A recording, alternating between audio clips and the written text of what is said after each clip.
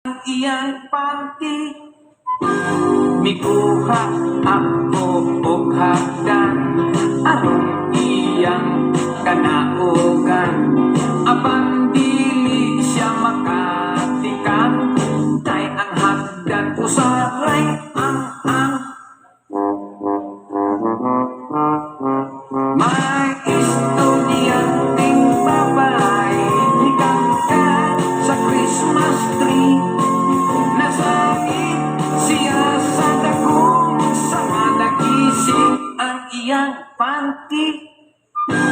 Mikangka ko kay tabangan ang estudyanteng babae. Nangahulog ni way swerte kay nabalik man ang Christmas tree. Nahibilin ang iyang panty. Maong di ay ang iyang panty.